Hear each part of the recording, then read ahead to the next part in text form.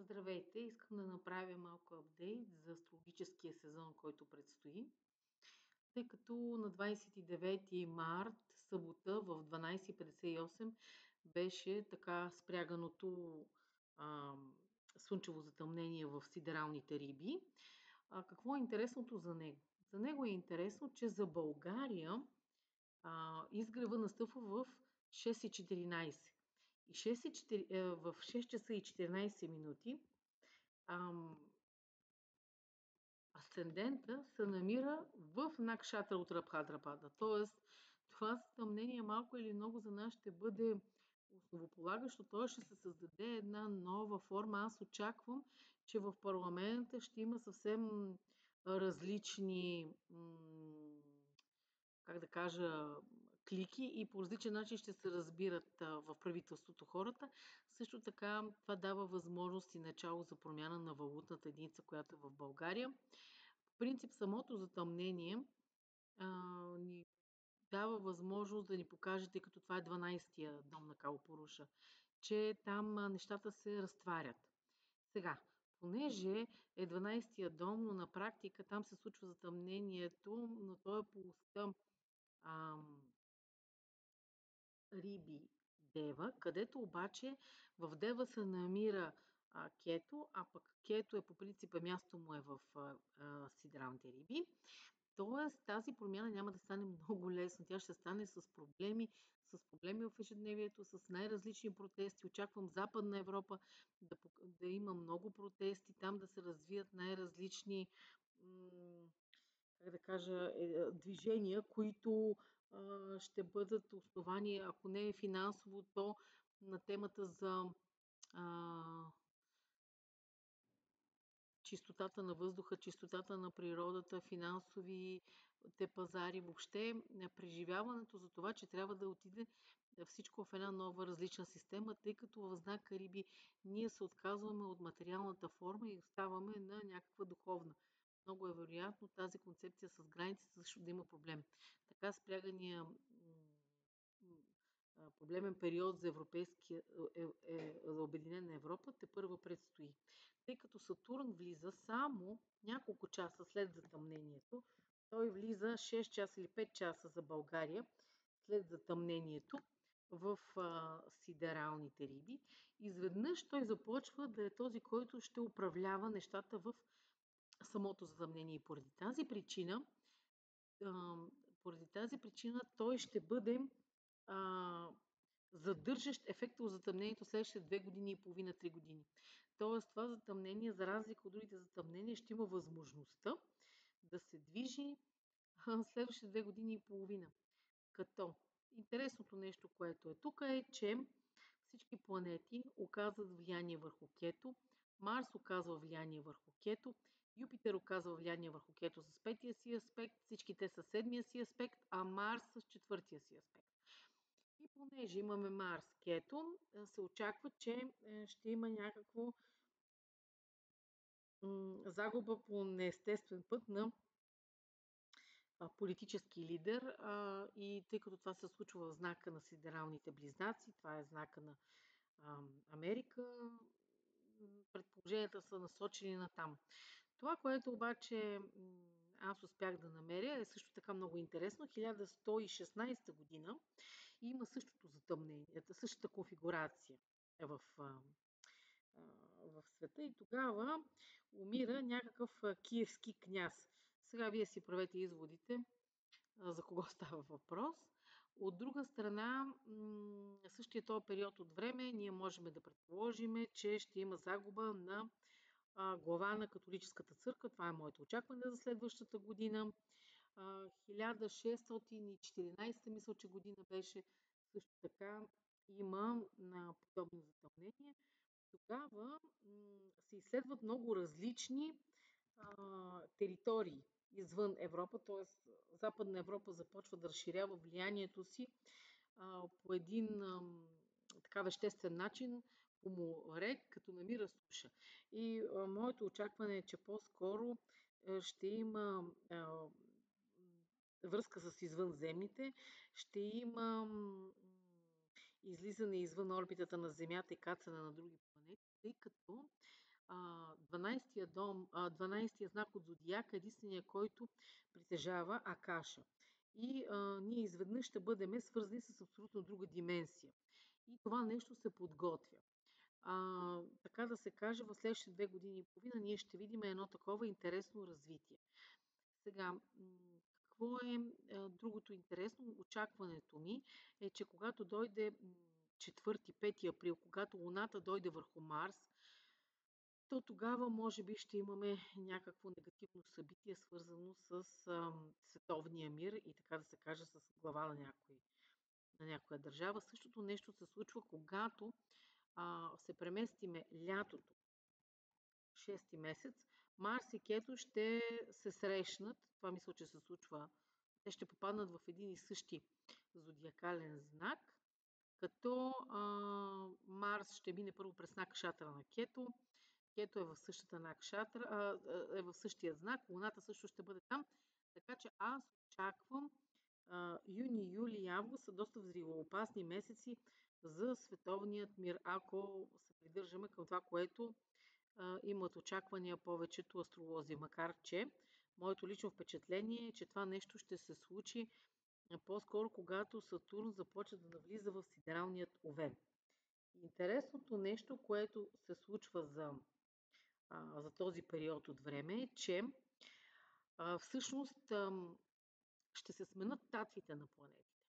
И какво ще се случи? Когато Юпитер дойде в сидералните близнаци, ще имаме следното нещо. Юпитер ще дава седния си аспект на Стрелеца, Сатурн ще дава 10-тия си аспект на Стрелеца, Кето ще дава 5-тия аспект, а Марс малко по-късно ще дава 4-тия аспект. Това ще се случи, когато той влезе в Дева. Знака Стрелец ще бъде много, много важен за следващата една година и заради това обърнете внимание къде се намира знака Стрелец в вашата карта. Когато говориме за Стрелец, имайте предвид, че там отиват хубави аспекти. Тоест очаквам стрелците, асцендентите стрелци и място, където се намира Стрелец във вашата карта, много, много да се разшири и много да се развие. Заради това обърнете внимание на този дом, обърнете внимание на този знак и започнете работа по него. Преди това в затъмнението ние имахме Кето, който се намираше в Дева и там се събираха всичките погледи на планетите. Тоест, резултат от самото затъмнение щеше да бъде по Кето. И какво е интересното? Че Кето всъщност се намира в 6-тия знак на Калополуша, който се управлява от Меркурий. Тоест, ние имаме отпадане на някакви дейности, отпадане на някакви работни позиции, отпадане на администрация. Най-вероятно ще започне съвсем различна концепция за зелените неща на тази планета. Ще бъде респираторните заболявания могат да бъдат така доста характерни за следващата година. Също така очаквам, че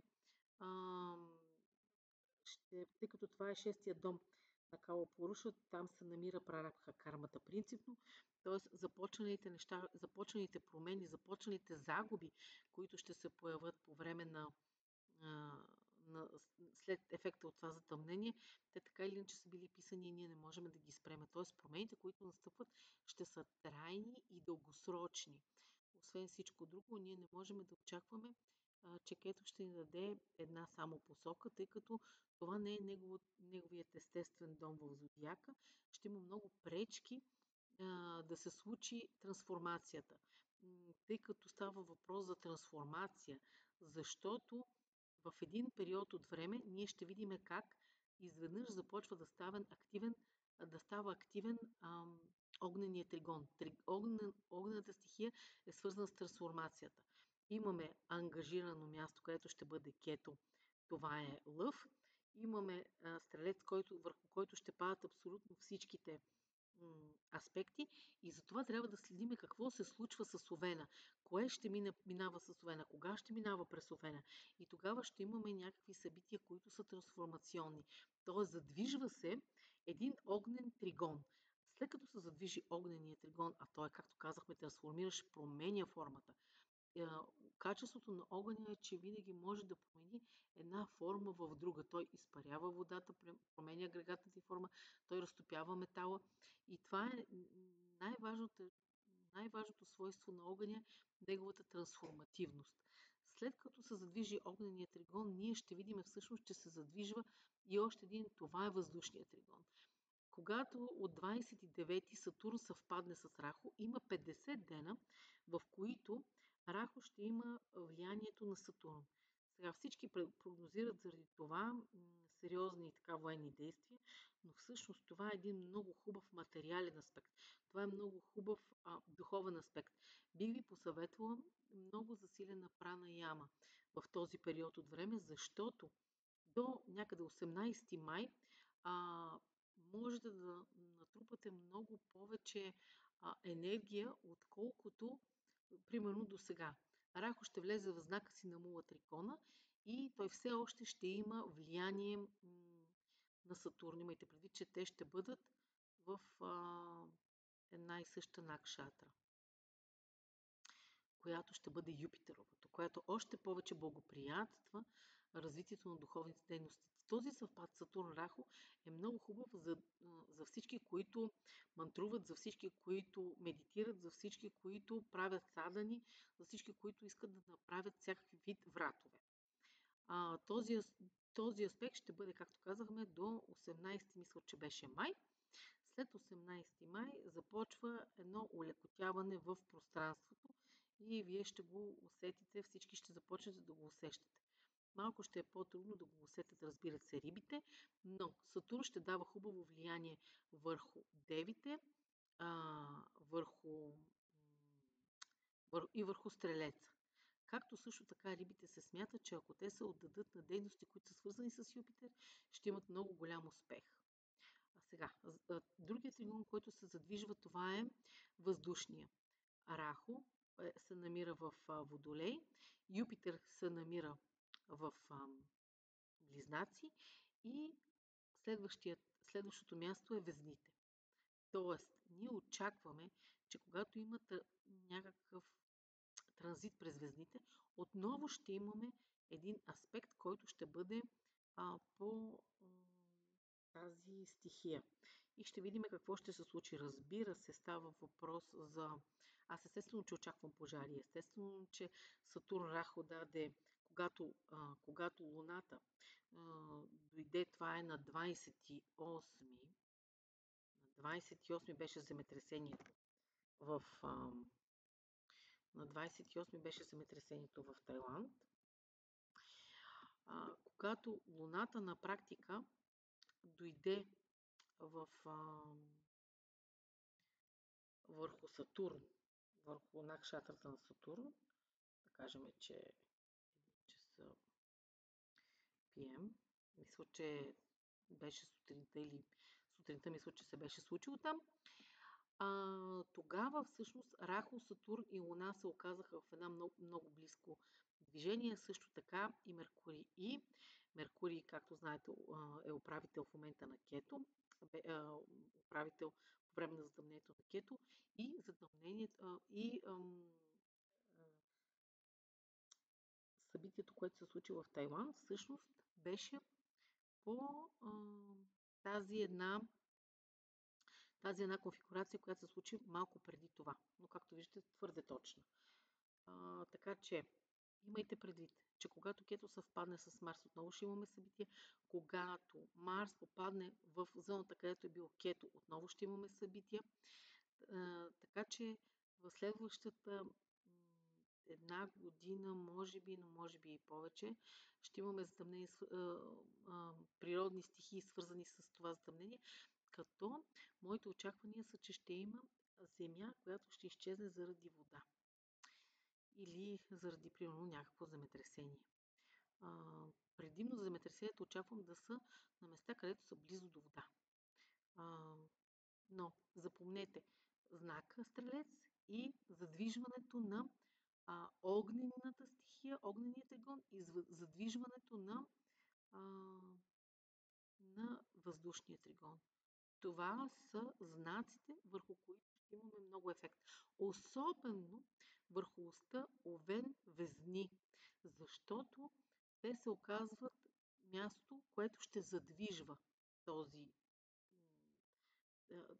това е оста, която ще задвижва въздушния и огнения тригон. Следете какво се случва за следващата една година там.